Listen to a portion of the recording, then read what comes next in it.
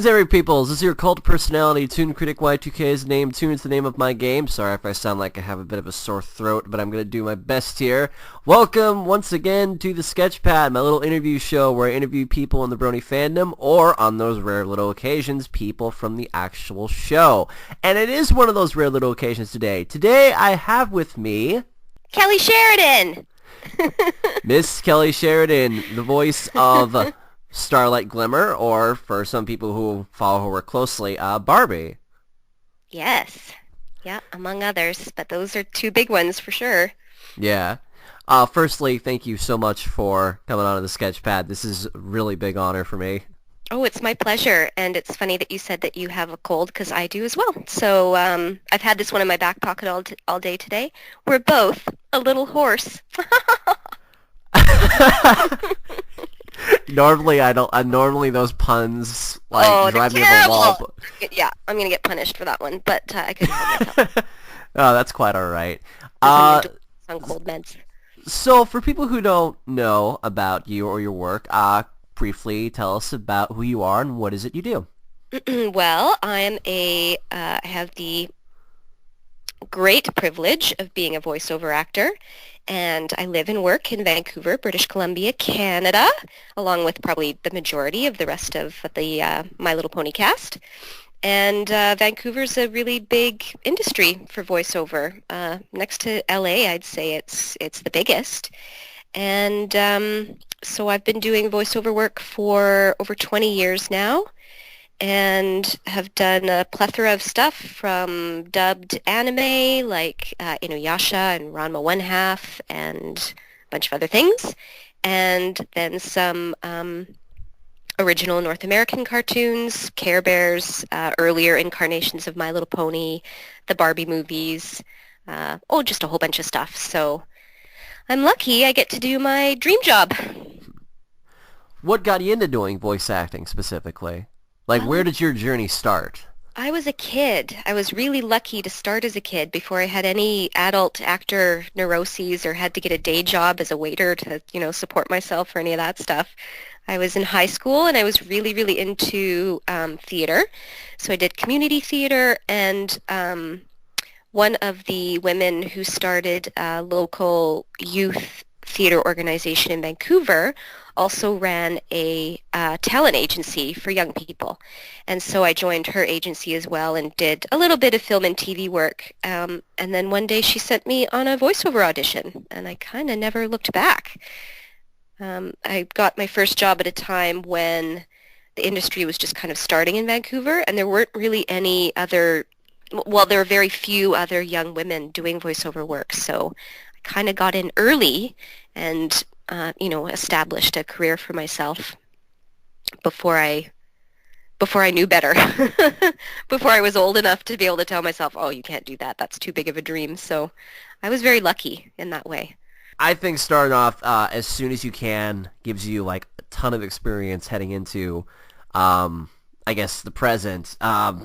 With my stuff, I've been like writing and doing all this other stuff for like I think almost 6 or 7 years now. I started off as early as I could. Yeah, it's that 10,000 hours thing or whatever it is, 100,000 hours where you have to, before you become an expert at something. And even then, I don't know if anybody really becomes an expert at anything, but um, it's just, it's amazing how much I've learned about my job just from experience, how much of it just can't be taught. You have to kind of live through it and watch other people in the room work. And, you start with those really little roles and kind of work your way up and build your abilities. What would you say is the most enjoyable part of being a voice actress? Well, there are lots of them. Definitely one thing is being able to do something different at work every day. Even if you're playing the same character, like a lead on a series or something, the script is different every week. When you go in to record each new episode, often the cast is different. And so you're challenged in a different way every time you go into work. It's a really playful, fun atmosphere, even though, everybody's working and you're in a time crunch and all that stuff, and there are hard days. for the most part, just the environment of play and fun. I mean, you're making cartoons for a living. What could be more fun than that? So it's just it's one of those jobs I kind of can't believe I get paid to do it. Um, so that's definitely the most fun part is the kind of spontaneity and the newness. Um, it's an impossible job to get bored doing for sure. Yeah, I would hate to have a job where you're just bored at it, but it's just like doing like kids cartoons. There's how can it not be fun? Yeah, it's I try to remember that on days where, we have a really long day or where I just feel like I can't get something or days that when I lose perspective and I think, oh, that was just such a hard day at work. And then I think, no, I could be doing a lot of other things that could be a lot harder. Or I could not be working at all. That's the thing as an actor is you're, getting to go to work is exciting. It's the downtime that, is scary, where I think for a lot of other jobs, it's like, oh yeah, downtime, a day off, great. Hmm. But for me, there's lots of downtime. So when you actually get to work, that's the exciting thing. All right.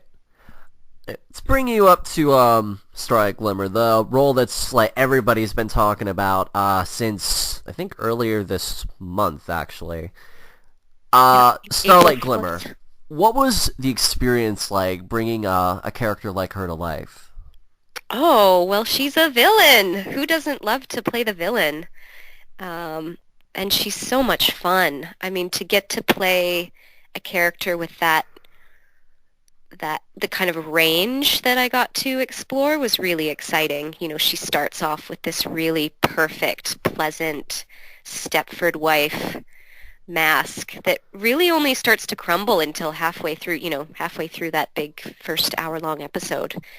And then she gets really, really dark, which is also super fun to play, especially contrasted with all the other delightful, adorable, sweet characters. It's, you know, I've been wanting to get on the show for years, and to finally get to, it took 5 years for a reason, and I think it's because this is the character that I was meant to play. She's just, oh, she's so fun. She's so fun. Yeah, one of the few villains who gets like a great song, who gets like a very, I guess, sort of subtle persona, and gets to tell Twilight Sparkle basically to shut up. Yeah. I had no idea the impact that would have. Like when we recorded it, we just kind of did it. But I didn't realize it would resonate as much as it did with people. That's one of the lines that's quoted most often and that I've seen little memes of and stuff floating around. But she's a princess. I guess no one should tell her to be quiet. But Starlight Glimmer's not known for her manners once she lets loose. So, were you aware of the Brony fandom before you got to be Starlight Glimmer, or did you know about it Oh yeah, afterwards? yeah. Well, I'm close friends with a lot of the ladies in the cast, and we all work together on other projects. And I've seen Ashley's documentary, and I have a lot of Brony friends and fans on Twitter. Even before I did, before I played Starlight Glimmer, there are Brony fans that followed other work that I'd done, Barbie or anime stuff or what have you. And I think it's awesome. I think it's such an amazing, unexpected movement. And I think it really deserves it. Like, I think the show deserves that kind of following.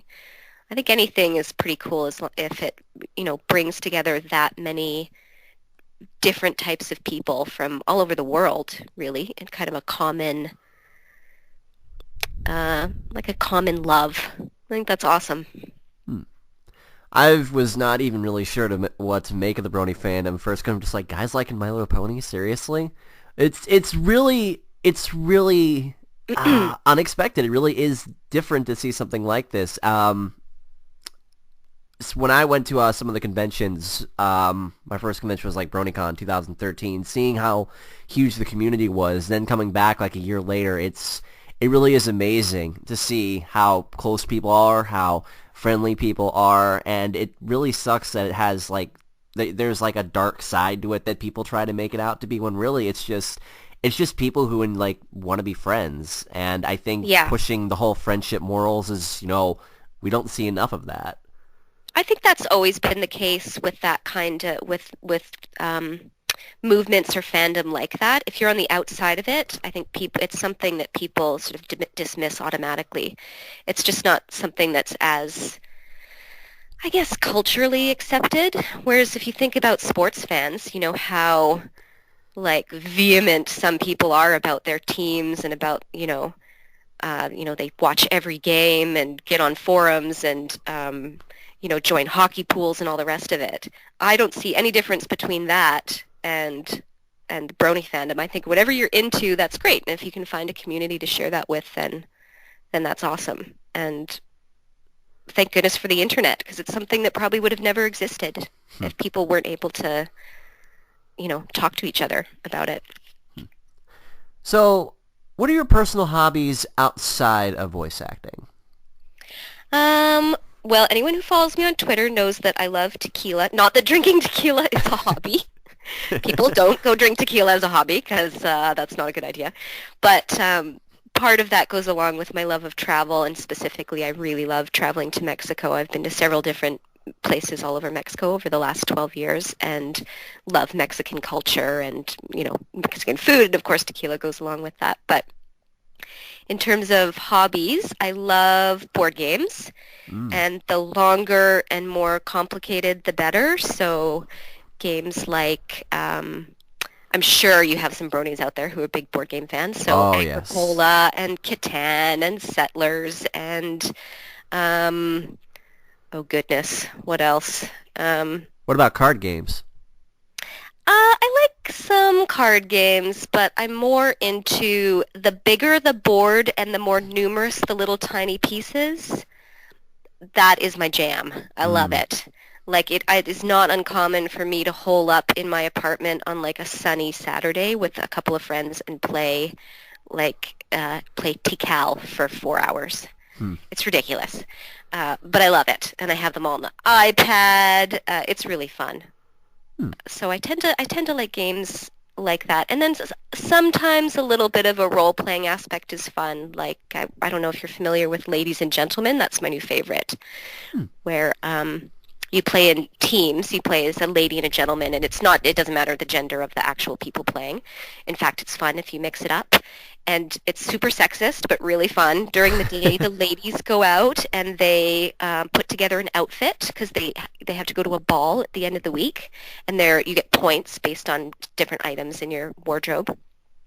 But the key is the gentlemen go to the stock exchange during the day, and they make money because they have to pay for the ladies' outfits. So as a lady, Oh. you have to convince your gentleman to pay for her outfit.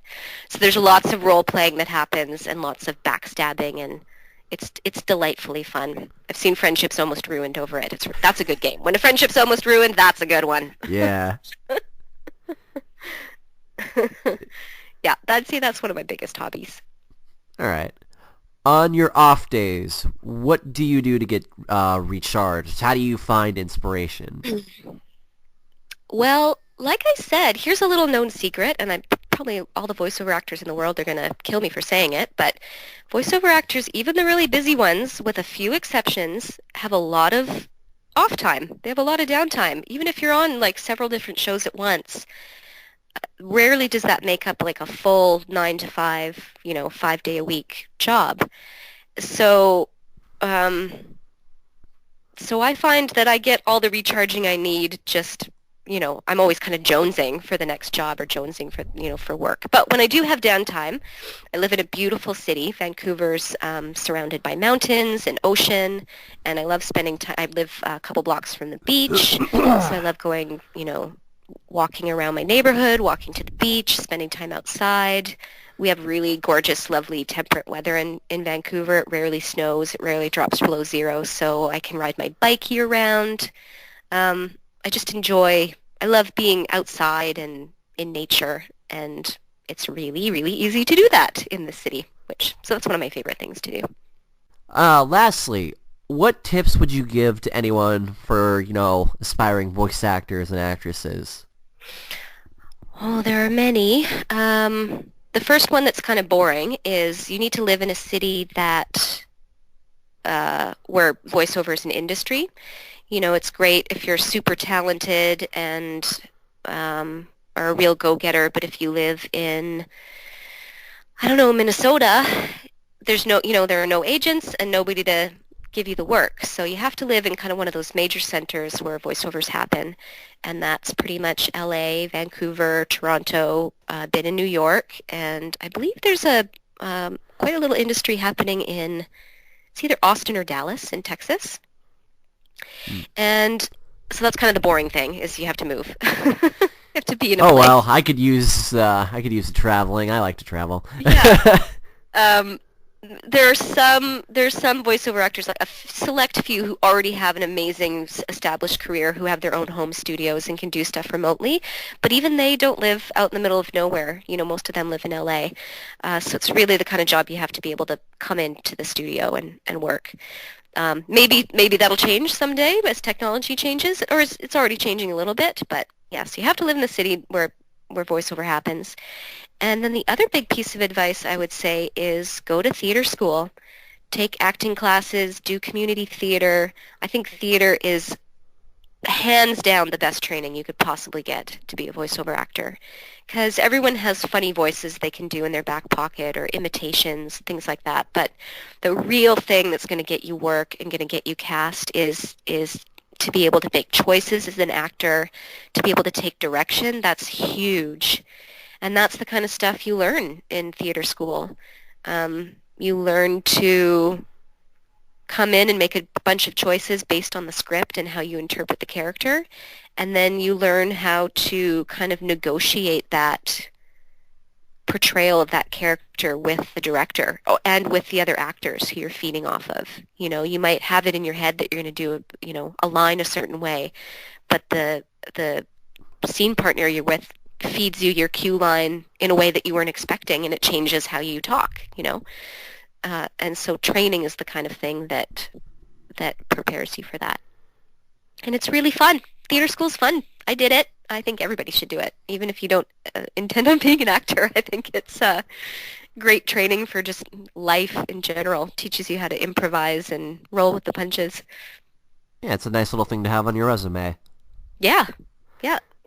So for people wondering, if you can meet the lovely Miss Kylie Sheridan here, you can find her this year at TrotCon, Hmm. BronyCon, That's right. and just recently announced BronyCon. Yes, I'm so excited about that one. Holy moly! I hear it's the big one. Oh, it is. Just out of curiosity, what made you want to decide to start going to these Brony conventions? Well, I've heard so much about them, and I don't know, I'm curious. I was going to try just one and see how it went, but 3 offers came in 1 week, right after the episode aired. And I thought, well, let's give it a whirl and see what happens. So actually, I'm really curious if people can get in touch with me on Twitter or Facebook and let me know if they have any con tips or things I should expect Mm. or any of that stuff. I'm happy to hear it because I've talked to I've talked to Andrea and Ashley and Nicole and other friends on the show um, who are con experts. But I'm curious to hear what the fans think and, what I should expect and what I should see and do and all that stuff. So, May I offer my 2 cents real quick? of course. Okay, I've been to BronyCon, BabsCon, Ponyville Cider Fest, and actually I think those are the only 3. But I will be going to MLPSP and hopefully a Chicago-based BronyCon. But I'm actually glad that you picked 2 smaller ones because that'll give you a feel of taking things in slowly. Yeah. BronyCon it really is the big one. It's like the Super Bowl of Brony convention. So I think it's good you're starting off with just 2 of the smaller ones just to get a feel for how it is. BronyCon is definitely going to be, well, for me it was overwhelming at first, but it's very welcoming, I think. Yeah, I'm So gonna I'm gonna brace myself. I think my husband actually might be coming with me to that one, so that would be good to have a helper in hand. yeah. So I think it might be a little overwhelming at first, but just, take it in stride, see how things are going to go. I guarantee you're going to get a great reaction from all the fans. Well, I have no doubt they'll help me through it. as overwhelming as it might be. All right. Is there anything you would like to plug before we close this? I don't think so. Just, for people who do want to get in touch with me, my website is kellysheridan.ca, and that is .ca because I'm a good old Canadian girl. And Twitter, I'm K Sheridan Voice, and I think on Facebook I'm Kelly Sheridan Voice Actress. I think that's my page on Facebook. So drop me a line and say hello, and if you're going to be at any of the cons I'm attending, then come and say hi. I'm excited to meet everybody.